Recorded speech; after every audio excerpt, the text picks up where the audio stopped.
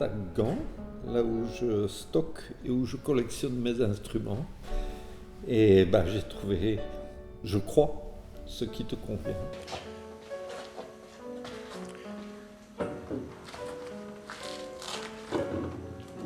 Qu'est-ce qu'il y avait en Russie à l'époque des compositeurs qui m'intéressaient et qui sont surtout les compositeurs milieu 19e, fin 19e, début 20e siècle.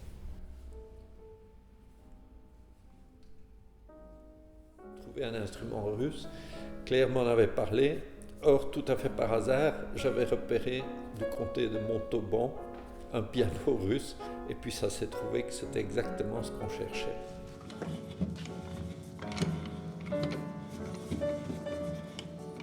C'est 2 ou 1. Parfait. Les instruments me passionnent depuis toujours. Plus on s'intéresse à l'instrument piano du 19e siècle ou même à l'instrument pianoforte du 18e siècle, mieux on comprend qu'en fait à chaque fois il y a une vraie personnalité dans un instrument. Il y a plein d'éléments qu'on peut tout à fait sauver, réparer, remettre en vie. Toutes ces vibrations qui sortent de ces instruments sont totalement incomparables avec ce qu'on connaît à l'heure actuelle. On va mettre la lyre qui est un peu la signature de l'instrument. Chaque facteur ayant sa lyre. Non seulement c'était un Becker, mais c'était un instrument exactement de la période qui nous intéressait. Tout à fait, parce qu'on a réussi maintenant à le situer 1874, voilà. 1875. Et il se trouvait à Montauban, ce qui est assez inattendu. Donc il est parti de Saint-Pétersbourg, probablement à la Côte d'Azur avant 14, pour se retrouver à Montauban. Première moitié du 19e, l'Allemagne est un pays non seulement divisé, mais très pauvre. Et beaucoup d'artisans allemands, qui sont des gens extrêmement doués, émigrent. Alors on a préféré, enfin les nobles russes ont préféré attirer des facteurs, enfin des artisans allemands, néerlandais, mais surtout allemands. Il reste à le basculer. Pas trop difficile.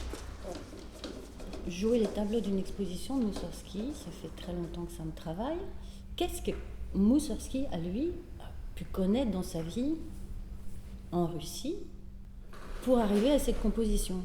La lettre qui est écrite à un certain moment Modeste Moussorgsky à Mili Balakirev, qui était un petit peu son maître à penser, ou disons son mentor. Oui. Et cette lettre m'a beaucoup frappée, puisqu'elle arrive au début de sa correspondance. Il l'écrit en fait à Saint-Pétersbourg le 17 décembre 1857.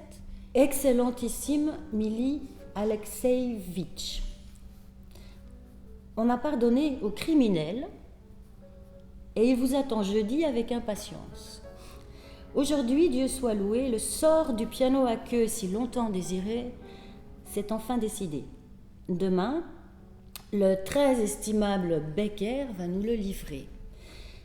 Il me faut vous dire 1000 merci pour cet excellent choix. La machine est parfaitement solide.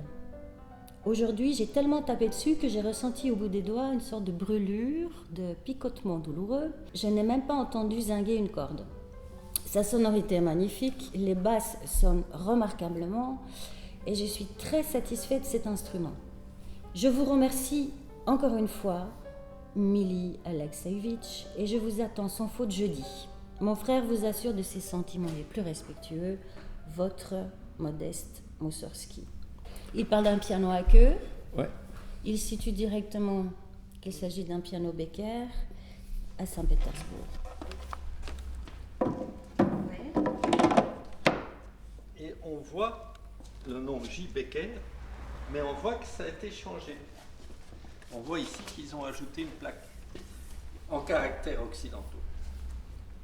Donc Becker, lui, commence aussi en 1841 à Saint-Pétersbourg. Ça a été un des premiers en Russie à mettre une mécanique à double échappement type Erard dans ses instruments. Et puis il a été apparemment aussi un des premiers à instaurer les cordes croisées. Cordes croisées et cadres métal, Il est à noter que le premier en Europe à faire ça était un Scandinave, un Danois, et que les autres facteurs européens connaissaient cette technique très bien qui venait des États-Unis, mais estimaient que dans les climats européens, ce n'était pas nécessaire, uniquement en Scandinavie. Ce n'est pas étonnant que Becker se soit tourné dans le climat extrême de la Russie. Vers donc, cette nouvelle technologie. La description qu'on a finalement du son d'un Becker à l'époque, c'est il a le pianissimo le plus suave et le plus argentin. Ce sont deux mots très importants en français parce que suave, ça veut dire quand même une certaine douceur, mais chaleureuse. Et l'argentin, je pense, parle surtout des aigus. Il dit aussi que ça va jusqu'aux limites extrêmes de la sonorité pianotique.